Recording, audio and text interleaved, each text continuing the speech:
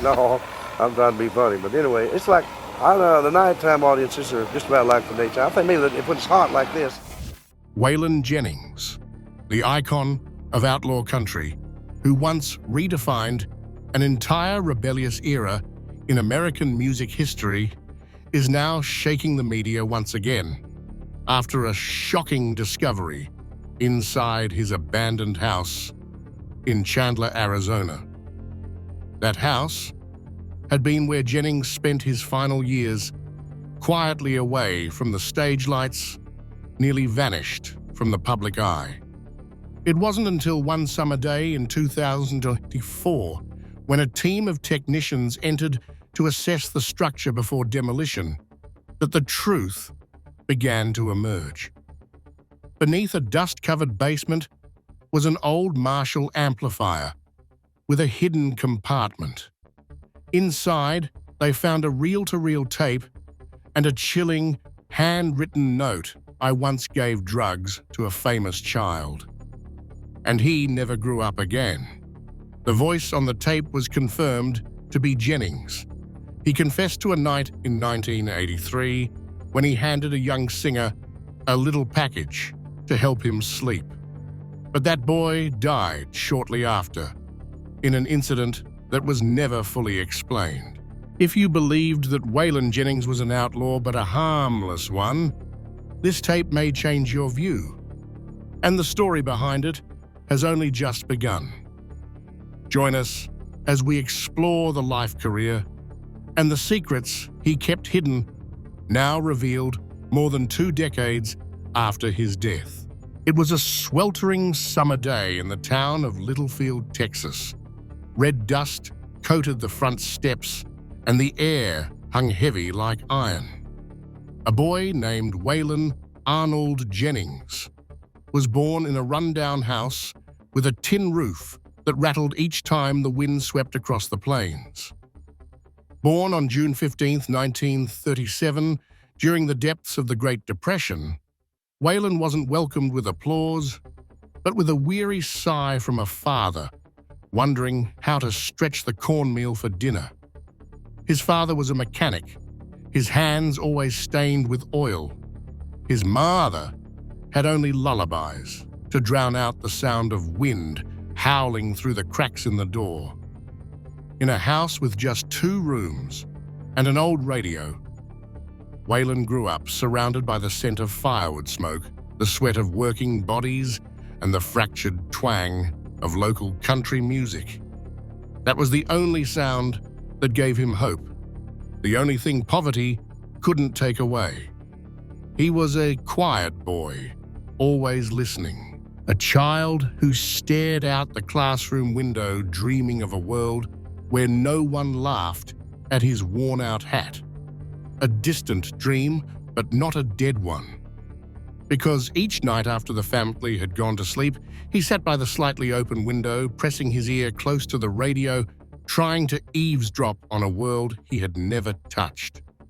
One day, his grandfather, a former mandolin player who used to perform in local bars, handed Waylon an old wooden guitar with a cracked neck and said, "You don't need anything but this. If it doesn't take you anywhere, it'll at least get you out of here." That sentence would later become a silent prophecy that followed him all his life. Waylon started playing music before finishing high school. He never learned from books or knew how to read music. Everything came from trial and error, listening over and over, pressing the strings by memory. He didn't sing to perform, only to keep his mind from going empty. School never held him for long, but the radio did. In a dark room with a wooden guitar missing a tuning peg, Waylon sat for hours repeating short melodies. No lyrics, no direction, just something to carry him through the night. In Littlefield, opportunities didn't come often. But for a young man who could play music and wasn't afraid to go far, the local radio was an acceptable place to begin. Waylon applied for a job as a disc jockey at KDAV, a small station in Lubbock, Texas, specializing in country and rockabilly music. His slow, calm voice was quickly noticed, not because he was better than others, but because he was steady and didn't ask too many questions. It was there that Waylon met Buddy Holly, a young musician who was just starting to gain fame with his group, the Crickets. Holly had what Jennings didn't. He had lights, a record deal, and a clear path. But he also had something Waylon recognized immediately, a clarity in his choices. They worked together for a few sessions at the station and soon became close. Holly invited Waylon to play bass for the 1959 Winter Dance Party Tour. Not because Jennings was the best bassist, but because Holly needed someone he could trust. They hit the road together, traveling across the Midwest during a bitter winter on buses with broken heaters and unreliable sound equipment. The tour schedule was intense. The weather was unforgiving. After several nights delayed by vehicle breakdowns, Buddy Holly decided to charter a small plane to get ahead to Minnesota. It would be faster and easier. Jennings planned to go with him, but there were only a few seats. At the last minute, he gave up his spot for J.P. Utz, the Big Bopper, Richardson, who was running a high fever and needed rest. It was a simple trade, a kind gesture among friends on the road. The next morning, the plane crashed. Buddy Holly, Richie Valens, and the Big Bopper all died. When Waylon Jennings heard the news, he said nothing. It was told that Holly had joked before leaving Hope, "Your bus doesn't freeze up." And Jennings replied, "Hope your plane doesn't crash." He never brought it up again, but everyone in the industry knew that sentence haunted him for life. Jennings continued making music after the tragedy, but from that moment on, he always toured by bus. After that year's accident, Waylon never spoke of Buddy Holly during performances, but Holly's influence remained in the way Jennings phrased his songs, in how he managed his band, and especially in how he insisted on control over his music. In the 1960s, Waylon gradually shifted from backing others to becoming a lead artist. He signed with RCA, a major label in Nashville, and began releasing solo albums. But the deeper he went into the music industry machine, the more he lost what made him start in the first place. Nashville at the time operated like a production line. Singers didn't choose their songs. Songwriters never appeared. The same studio band recorded for every album. Every track was tailored to fit radio formatting. Waylon didn't fit that system. He didn't like wearing suits. He didn't want to sing to a metronome. And he refused to perform songs written by others if they didn't feel right in his voice. In a later interview, he said, "I didn't rebel to make a statement. I rebelled because I didn't know any other way, to be honest." The tension between Waylon and RCA lasted for years.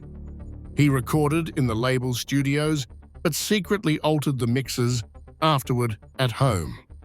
Once, he demanded full control over an album's production. When denied, he walked out in the middle of a session without a word. The situation only changed in the early 1970s, when Jennings renegotiated his contract, this time under the condition that he would have complete control over the music. He would choose the songs, the musicians, and the recording engineer. RCA reluctantly agreed. Immediately after Waylon released the album, Honky Tonk Heroes in 1973, featuring songs written by Billy Joe Shaver and arranged exactly as Jennings intended.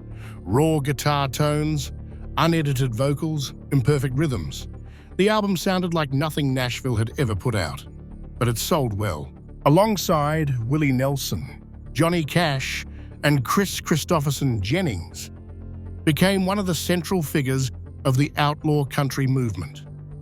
These were country artists who refused to follow the formulas, who rejected the strict control of major labels. They recorded themselves, wrote their own songs, organized their own tours, and chose to sing about what they truly believed in.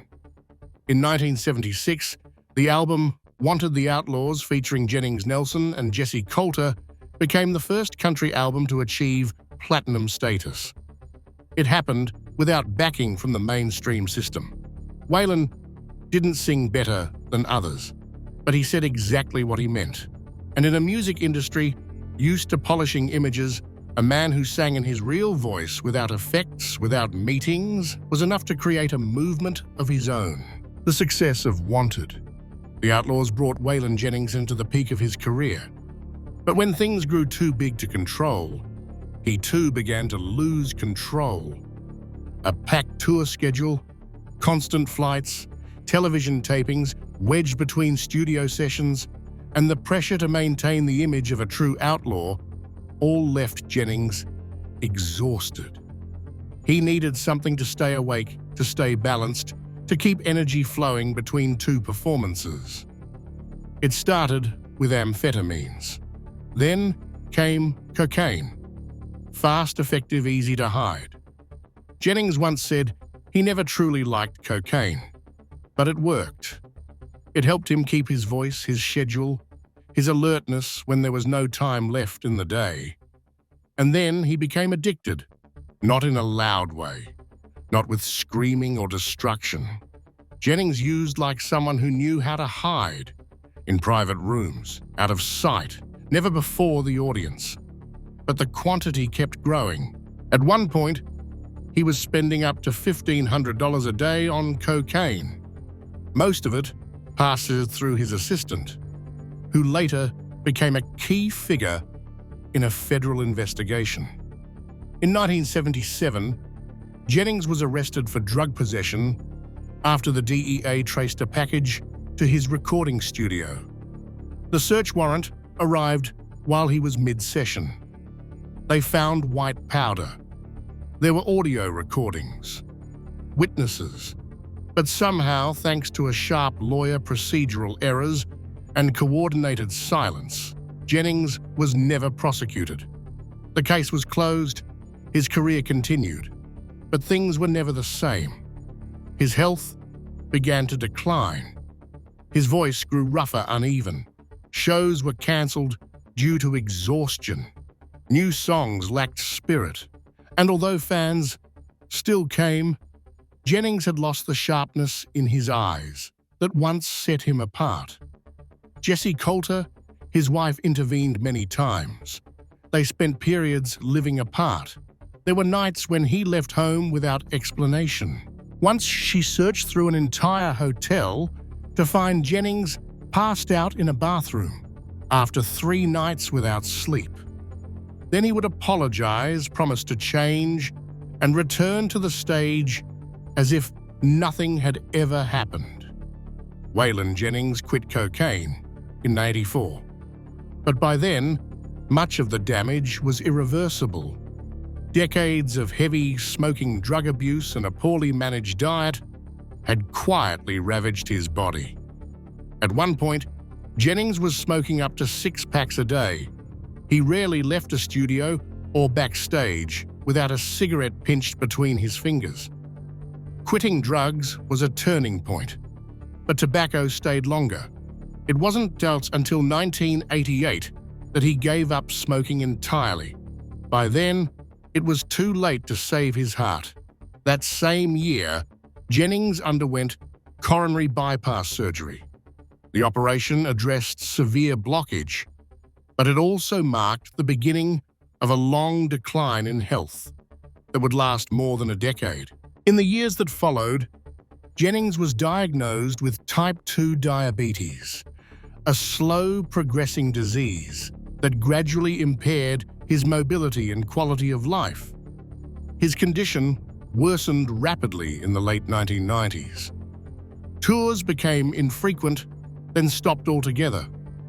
The artist, who had once roamed thousands of miles with his guitar and band, now spent most of his time at home, rarely appearing in public.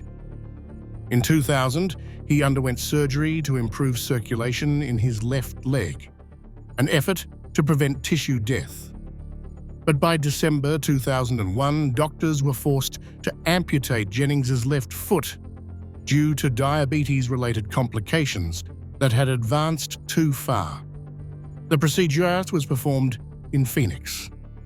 Though medically necessary, it was also a clear signal that his body could no longer keep pace with any desire to return. Waylon Jennings passed away on February 13, 2002, at his home in Chandler, Arizona. The official cause was complications from diabetes. He died in his sleep at the age of 64. The death was not unexpected, but it left a deep absence. Not just for country music, but for those who believed his voice had once embodied a life that refused to surrender. 2 days later, on February 15th, a small memorial service was held. In the quietest moment of the gathering, Jessie Coulter, his longtime wife, and unnamed duet partner throughout much of his life, stood at the microphone and sang, "Storms never last. No horns, no drums, no orchestra, just a voice no longer young, trembling but steady, like a farewell not meant for the public, but for one man alone." Jennings was laid to rest at Mesa City Cemetery in Arizona. The stone was simple. No lyrics, no slogans. Only his name, date of birth, and date of death. And enough quiet space for those who came later to stand still without needing to say a word. More than 2 decades after Waylon Jennings passed away, the wooden house in Chandler, Arizona, where he had spent his final years, stood unoccupied. His wife had moved away. His children had built families of their own, and the property was left behind as part of an estate without a direct heir. Time peeled the paint from the walls, warped the wooden doors, and rotted patches of the porch under the desert sun. In the summer of 2024, local authorities decided to repossess the house in preparation for demolition. During a condition assessment, the technical crew discovered a wall safe hidden behind an old Marshall speaker system in the small ground floor studio. There was no code, just a rusted mechanical lock that broke open after a few minutes. Inside, there was no money, no valuable memorabilia, only a reel-to-reel tape labeled faintly in blue ink, "Play only if ready to forgive." Alongside it was a folded yellowed piece of paper. The handwriting was erratic, but unmistakably Jennings's, the same lettering he used to scribble lyrics by hand. On it was a single sentence: "I once gave drugs to a famous child, and he never got any older." The information was kept confidential for several weeks, then passed on to a documentary team working on a series about country music legends. After verification, the voice on the tape was confirmed to be Jennings's. Deep, raspy, slightly dragging the ends of words, exactly as it had become after years of smoking. There was no background music, no introduction, only an 11-minute monologue. Unedited. Uncut. Jennings spoke about a night in 1983 when a young colleague came to his private studio. The boy was upset about the failure of his debut album, afraid the label would drop him, and asked Jennings if he had something to help ease his mind for a few hours. Jennings recounted, without excuses, that he gave the boy a small packet of cocaine, the kind he normally used during long studio sessions. No pressure, he said, and no warning. He simply handed it over. The next morning, that boy was found dead in a hotel room 2 miles away. The official cause was acute heart failure. No one was blamed. There were no charges.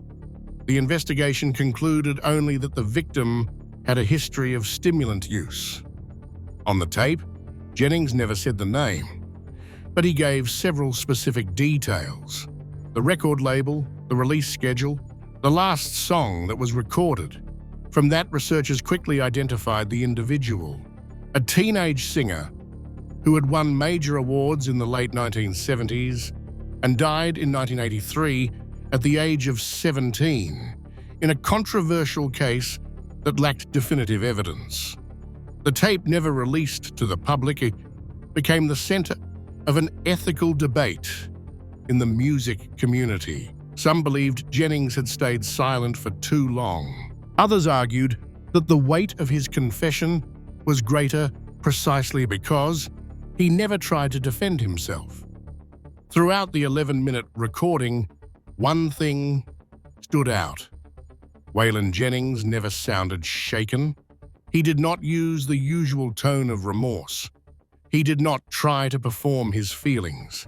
Instead, each sentence came in a steady rhythm, as if recounting a memory he had revisited too many times for it to still feel unfamiliar.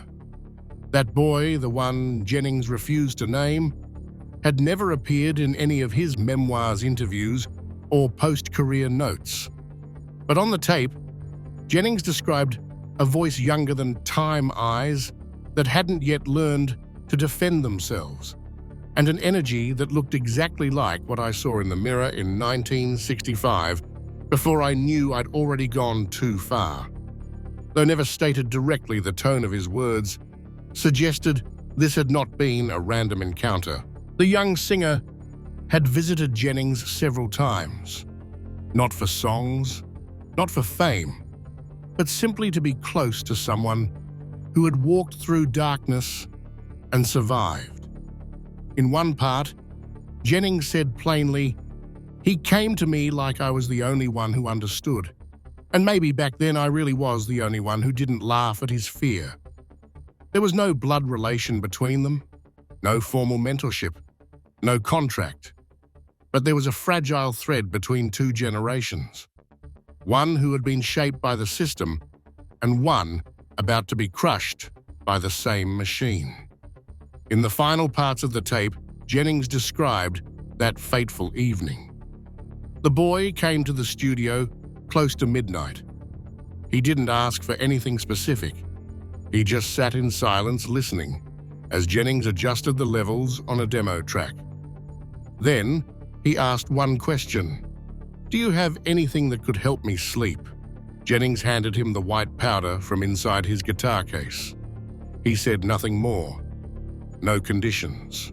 The boy thanked him, then left. The next day, he was dead. Waylon did not describe how he felt afterward. He did not say whether he felt guilty, but there was a short section quieter than the rest, in which his voice broke slightly as he said, "I shouldn't have been the one to give him that, but I was too used to surviving on what I once fought against." The tape ended with nearly 2 minutes of silence. No noise, no farewell, just one deep, dry breath. Then a sudden stop, as if the speaker had pulled his hand away from the record button, stood up, and walked away, leaving the reel spinning for a few empty turns. No one knows why Jennings didn't erase it. No one knows if he intended for anyone to hear it. But from what remains, it is clear this was not merely a confession. It was a wound that had never been stitched, kept in the dark for over 20 years, waiting for a stranger to open it and ask what should be done with it.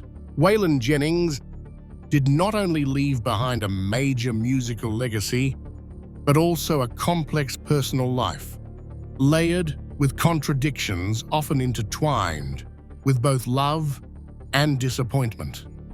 Throughout his life, he experienced 4 marriages, had 6 children, and built and lost many relationships. Sometimes it was because of fame, sometimes because of choices that no one but him made. His first marriage took place in 1956 when he was only 18. The bride was Maxine Carroll Lawrence, and the young couple quickly had 4 children together. This was during a time when Jennings had not yet become famous, still a struggling live musician, moving between small radio stations and independent studios in Texas. Financial pressure, family responsibilities, and an unstable touring schedule quickly created serious conflicts. The marriage ended after a few years quietly, but it left a lingering distance between Jennings and his children for a long time. After that breakup, Jennings married again in 1962 to Lynn Jones. The two adopted a daughter, but the increasing pressure of his career and a lifestyle that began to spiral out of control led to the end of the marriage in 1967. That same year, Jennings entered a third marriage with Barbara Elizabeth RDE. Little information was ever made public about that relationship, and Jennings himself rarely mentioned it. The marriage was brief and ended not long after.